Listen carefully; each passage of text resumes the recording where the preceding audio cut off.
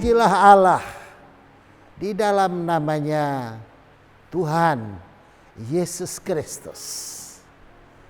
Saudara-saudara sekalian, saya Pendeta Yahya Rohmanu, Gembala Jemaat GPDI Citra Raya Surabaya, akan menyampaikan renungan firman Allah atau khotbah dengan judul Semakin Sibuk, Semakin Banyak Berdoa. Sebagaimana kita ketahui bahwa berdoa adalah merupakan ibadah kita yang paling mendasar. Siapapun orangnya pasti bisa berdoa, dan Allah memberikan kemudahan kepada semua orang untuk beribadah kepadanya. Saudara-saudara sekalian, saya akan membacakan firman Allah di dalam surat Filipi pasal 4 ayatnya yang ke-6. Janganlah hendaknya kamu khawatir tentang apapun juga, tetapi nyatakanlah dalam segala hal keinginanmu kepada Allah dalam doa dan permohonan dengan ucapan syukur. Puji Tuhan, saudara-saudara. Ada seorang penulis, seorang hamba Tuhan, dia mengatakan demikian: apabila kita bekerja, maka kitalah yang bekerja.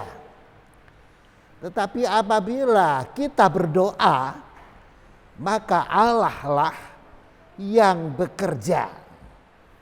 Saudara-saudara sekalian, jadi kita memahami betapa peranan doa itu penting sekali.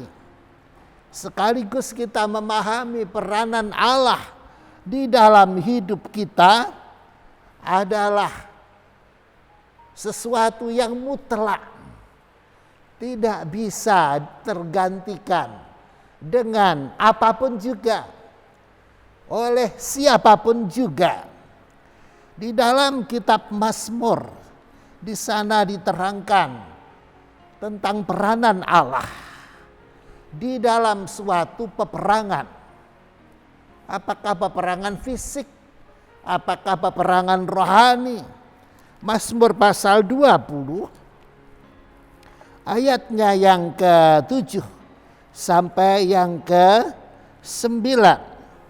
Sekarang aku tahu bahwa Tuhan memberi kemenangan kepada orang yang diurapinya dan menjawabnya dari sorganya yang kudus dengan kemenangan yang gilang gemilang oleh tangan kanannya.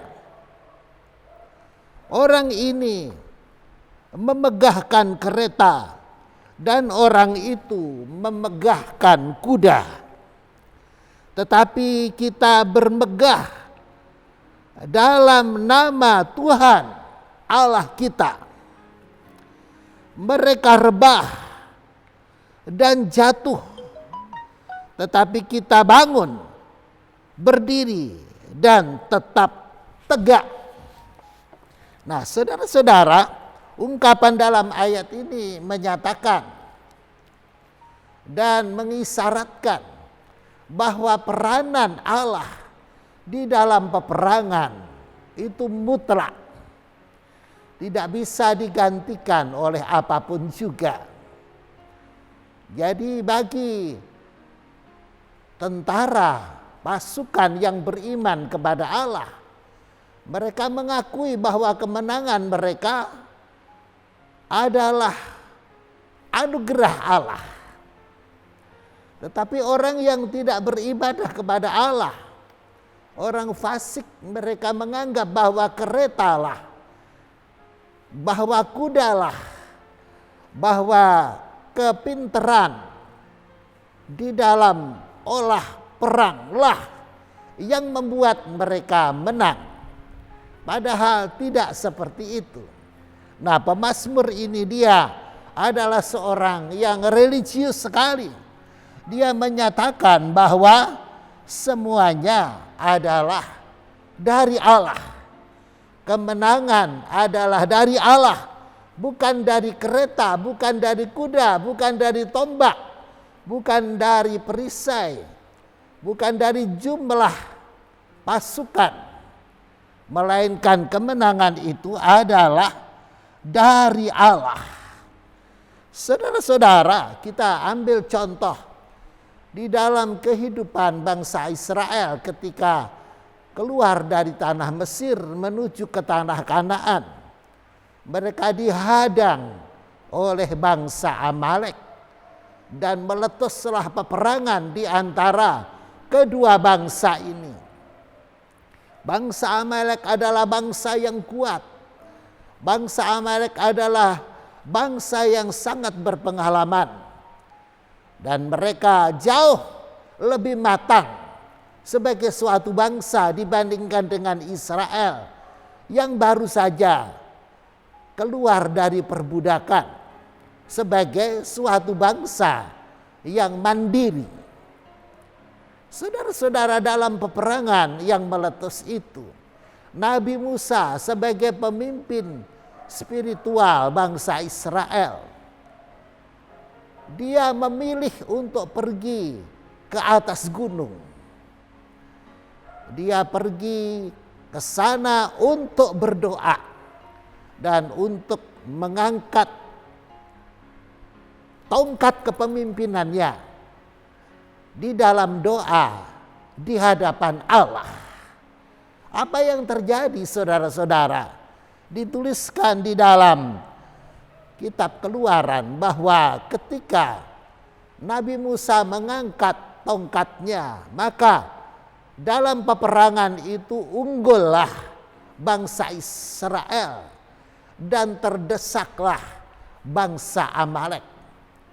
Tetapi setiap kali Nabi Musa lelah tangannya sehingga tongkat itu menjadi turun, maka terdesaklah bangsa Israel dan unggullah bangsa Amalek.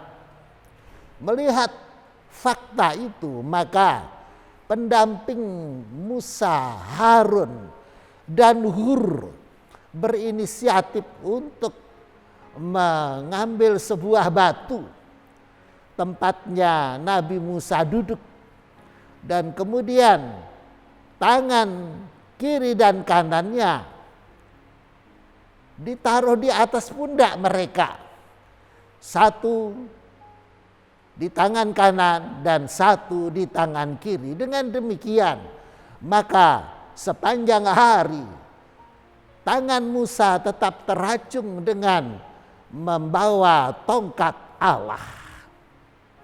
Apa yang terjadi? Maka unggullah bangsa Israel dan habislah, tertumpaslah bangsa Amalek.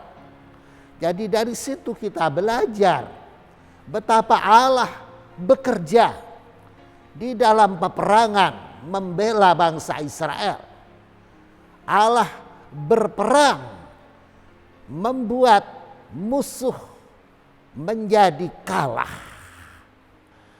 Dan itu penyebabnya adalah karena Nabi Musa yang berdoa terus-menerus di hadapan Allah. Saudara-saudara, kita juga belajar dari contoh yang lain, saudara-saudara, yaitu Raja Daud. Menurut pengakuan Daud, dia berdoa 7 kali dalam satu hari di hadapan Allah. Coba kita lihat di dalam kitab Mazmur pasal 119 ayatnya yang ke-164. 7 kali dalam sehari aku memuji-muji Engkau karena hukum-hukum-Mu yang adil. Jadi saudara-saudara, sekarang berapa kali Anda berdoa kepada Allah dalam satu hari? Mungkin 4 kali, itu memang sudah bagus sekali. Sembahyang pagi, sembahyang petang, berdoa tengah hari dan berdoa tengah malam. Bila kita melakukan hal itu 4 kali dalam sehari semalam menghadap kepada Allah, sudah bagus sekali, sudah standar sekali. Itu sesuai dengan apa yang diajarkan di dalam Alkitab. Allah mengutus imam besar Harun untuk membakar dupa, ukupan dan wangi-wangian pada waktu pagi dan pada waktu petang.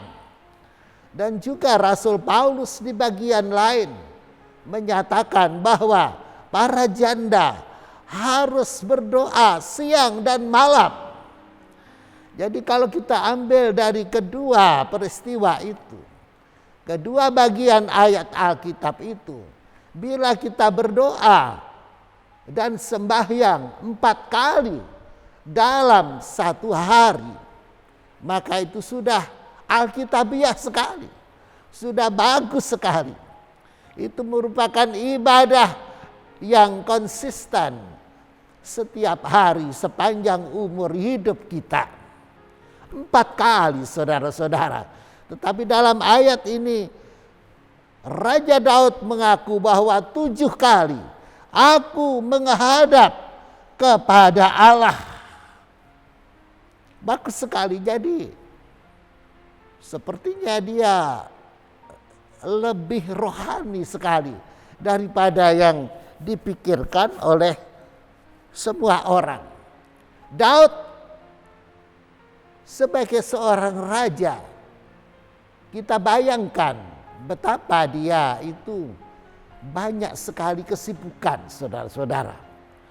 Mungkin pada pagi hari jam 8 mungkin dia mengadakan suatu pertemuan atau meeting atau pasewakan. Kalau dalam kerajaan-kerajaan ada istilah itu. Maka berapa lama itu terjadi? Berlangsung berapa lama? Kemudian mungkin ada instruksi ini dan itu yang harus dilakukan oleh para pendampingnya. Kemudian dia harus meninjau bagian daripada pemerintahannya di sana atau di sini. Dan kemudian dia juga harus kemudian mengadakan pertemuan bersama dengan para stafnya untuk mengakhiri hari itu. Dan kemudian Daud harus menemui keluarganya, istri dan anak-anaknya dan anggota keluarganya. Dan kemudian malam hari dia harus menyiapkan suatu evaluasi atau program hari berikutnya. Saudara-saudara, apa yang terjadi? Sebenarnya sibuk sekali Daud ini. Belum lagi kalau ada peristiwa-peristiwa tertentu di dalam pemerintahannya, di dalam kepemimpinannya. Maka dia menjadi orang yang sangat sibuk. Tetapi kenyataannya dia mengaku 7 kali dalam satu hari aku menghadap kepada Allahku. Saudara-saudara, marilah kita pikirkan betapa sibuknya Daud. Dia menghadap kepada Allah 7 kali. Dia mengurusi pekerjaan, tugasnya, pengabdiannya, kepemimpinannya yang cukup menyibukkan. Namun demikian dia utamakan 7 kali menghadap kepada Allah. Saudara-saudara, pada waktu saya masih sekolah, masih kecil, masih kanak-kanak, maka guru saya mengajar saya Ada pembagian waktu buat kalian, begitu katanya. Dalam satu hari sepanjang 24 jam itu 8 jam harus dipakai untuk bekerja atau belajar atau sekolah. Kemudian 8 jam lagi harus dipakai untuk tidur, untuk istirahat. Kemudian 8 jam lagi harus dipakai untuk bermain atau rekreasi. Jadi lengkaplah sudah 24 jam. Saudara-saudara, sebenarnya apa yang diajarkan oleh Pak Guru itu sebenarnya merupakan suatu tradisi yang dimulai sejak lama, yaitu pada zaman revolusi industri. Saudara-saudara, dalam sejarah dunia kita mengenal adanya revolusi industri. Di sana ada seorang pemikir yang bernama Robert Owen mencanangkan pembagian waktu seperti itu. Itu untuk menjamin para buruh yang bekerja supaya mereka sehat, supaya mereka tidak jatuh sakit, sekaligus supaya mereka efektif dalam pekerjaan mereka. Nah, saudara-saudara, jadi Daud ini yang hidup kira-kira 2800 tahun sebelum revolusi industri, dia sudah memiliki pembagian waktu yang baik. Jadi saudara-saudara, sekarang kita mengetahui saudara-saudara bahwa penting sekali bagi kita untuk mengutamakan sembahyang, untuk mengutamakan berdoa. Karena semakin sibuk kita pun harus semakin banyak berdoa. Apabila kita bekerja, maka kitalah yang bekerja. Tetapi apabila kita berdoa, maka Allah lah yang bekerja. Hidup kita ditentukan bukan oleh kekuatan kita. Keberhasilan kita ditentukan bukan oleh karena kekuatan kita atau kepandaian kita, melainkan keberhasilan kita dalam hidup ini ditentukan oleh karya Allah.